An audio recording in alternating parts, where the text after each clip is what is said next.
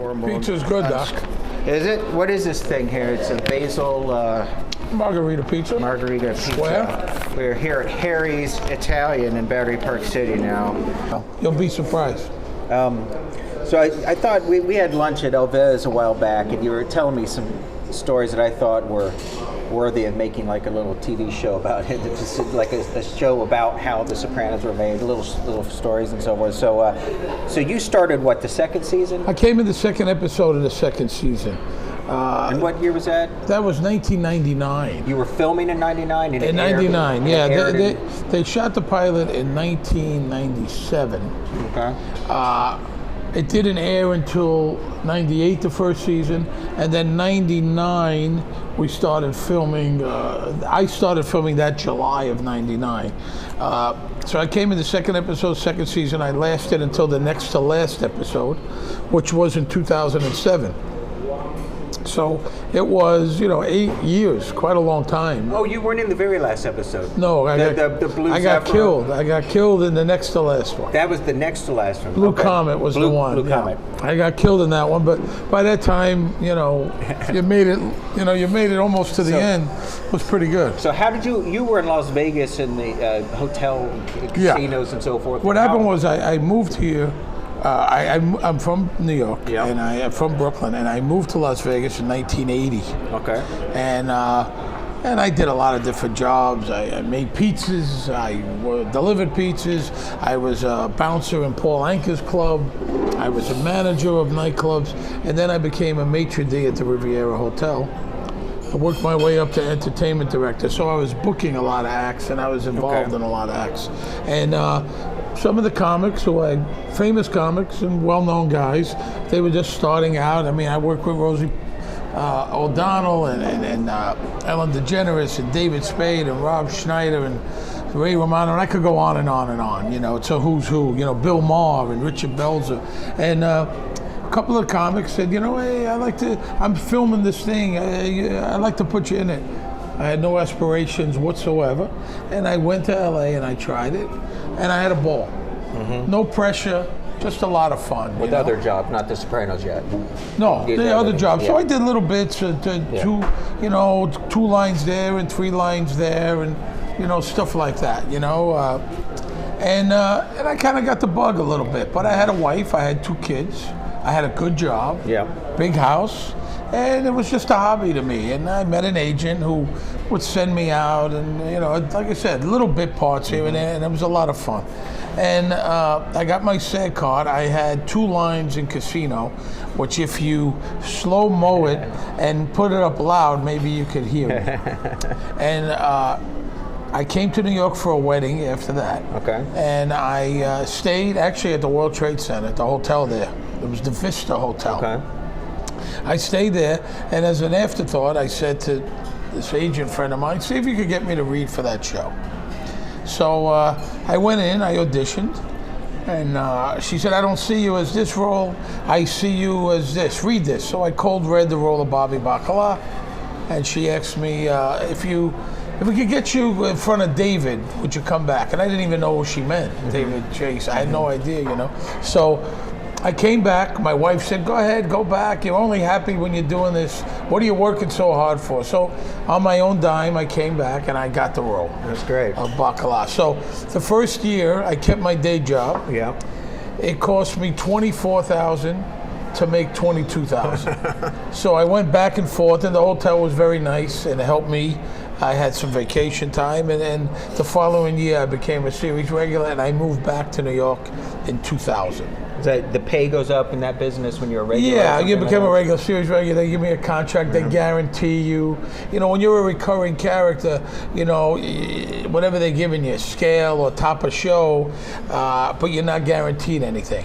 So you just wait, and they call, and you come. So you started out like that, but I watched some of the last season just last night again, and you were a main character there. I get the feeling that David Chase really liked your character. You went up. You became one of the. Yeah, I started out as kind of a gopher for Uncle Junior, and as the years went on, they wrote more and more stuff for me, and it couldn't be better. To be on one show, to be on any show is like hitting the lottery, but to be on that show, and then to become a series regular and a main character, absolutely. You know, it was really I can't even say a dream come true because it was so out of the realm. You know, here I am just screwing around as an actor. You know, I've mentioned this to you. Is we're used to it now with Game of Thrones and all this massive amounts of TV, but the one that really started it, I think, was The Sopranos. This I think so, too. High quality drama on TV was Sopranos. Well, it was 1 hour,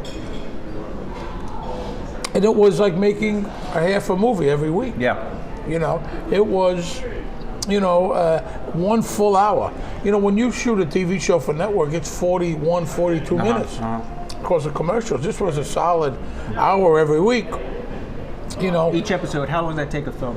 Well, it started out 8 days, then 9 days, and 10 days, 11. By the time we ended, it was 17, 18 working days. Wow. You know? Yeah, the episode I saw was the Sopranos Home Movies. That was filmed in a lake outdoor. It looked like a real movie. I mean, it was a big... that house, the lake house, that was the first episode of the last 9. Mm-hmm.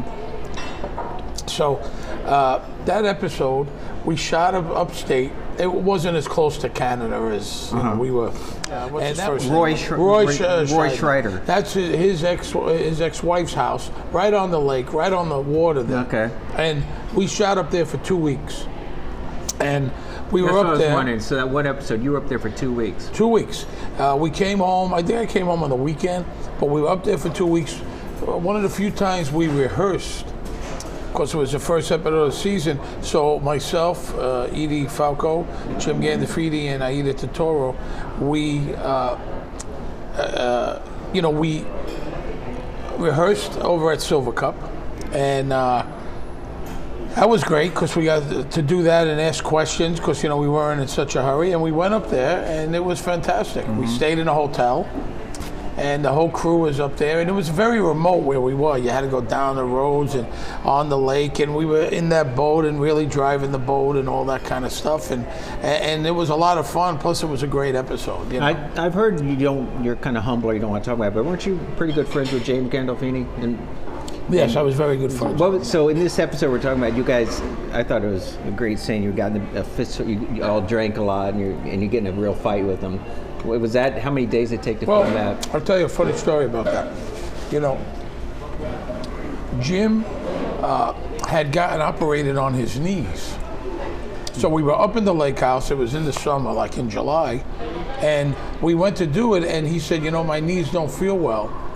And I don't think I could do it the right way. So 6 months later, in January of the following year, they rebuilt that cabin on the soundstage at Silver Cup, $250,000. Wow. And when you walked onto the stage, you felt like you were back in the cabin. It was very eerie and very strange. They built it exactly the same. For that scene. And because back then he couldn't get around. His knees were hurting, so he didn't feel. That was a tough scene to do. So it's $250,000, and looked exactly. You walked in, you went, "This is unbelievable."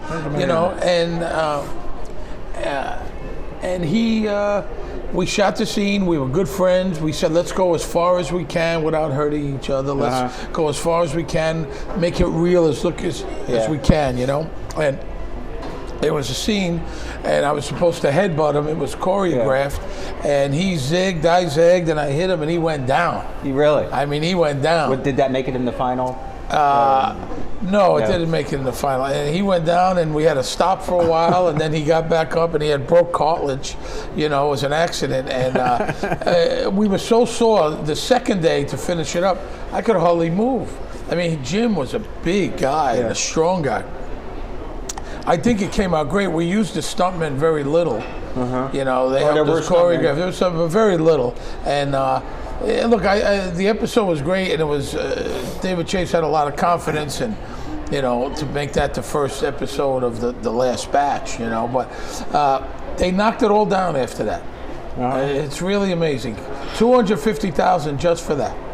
Here, you left. So this is a great story you told us. So second to last episode, you get whacked. But in real life, how did David Chase tell you that was going to happen? When a character's going to get killed off or whatever, sent away, whatever it may be, he would get a call, you know, and David would call you at your house, or you have a read-through. Every show you have a read-through. You go over every line, you know. Everyone's there that's in the episode, where they have 10 lines or 1 line. So he would call you before and say, hey, listen, come into the office, blah, blah, blah. This is it, you got to go. So you know, listen, this was always a concern. Believe me when I tell you, the whole cast was, you hear anything? You hear anything? Listen, I'm thinking about buying an apartment. Have you heard anything? A concern, because, hey, not only are you're losing your job, let's not kid ourselves. I mean, you're getting killed off. I mean, you're out of work. It's a great show to be on. You're friends, you're part of the family, and now you're gone. So it's heartbreaking, though. If that's the way the story went, that's the way the story went. I don't believe they had it in for you. They were going to kill that guy. So I kept asking around. Now, once you made it to the last season, it was like, all right, look, I made it. I'm going to be paid. I'm going to be okay no matter what. So if you make it to a whole season, that means something pay-wise? Yeah, you know, once you sign your deal, you're in all the episodes. If you're a series regular, your deal is all produced, then you're going to get paid, whether you're in 1 or in 9. So one of the cuts is, oh, I made it this season, you know. So you go, yeah, exactly. You don't know how far. Exactly. So this is the last batch of them. I get a call one morning, and it's... So you're at home. I'm at home. You get a call. I'm living over here on 450 North End, and I get a call, and it says, hold for David. Pick up the cell phone. Yeah, what's happening? Where are you? I said, I'm at home. Okay, we're on our way over. I went, over here? Yeah, I'll just be a minute. So now I'm starting to think. So he's visiting you in your apartment. And that doesn't happen. Yeah, right. It's not like that, you know, that one, he's never been to my apartment before. Yeah. So this is very highly unusual. My wife comes out of the shower. Who is that? I said, it's David. He's coming over. Well, the doorman rings up. I got Chase here. She send him up. I open the door. He's wearing a parka, a winter parka, because it's January. And I open the door, and he says, well, I guess you know why I'm here.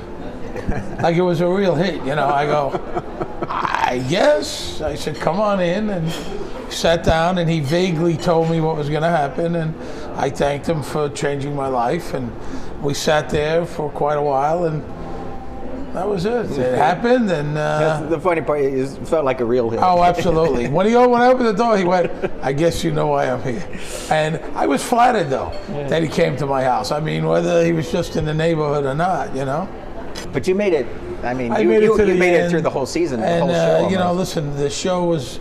There's nothing going to be like it. It was a once-in-a-lifetime experience. 50 years from now, people will be talking about it, like The Untouchables, like Seinfeld, like, you know, whatever shows are still on Gilligan's Island. It's hard to do a follow-on because they killed everyone in the end. They killed everyone. You know, the thing that they could do would be a prequel, I guess, and have younger actors and saying how it was maybe in the 60s and the 70s. I don't know. It's such a masterpiece that you keep messing with it. You know why? Maybe. You know?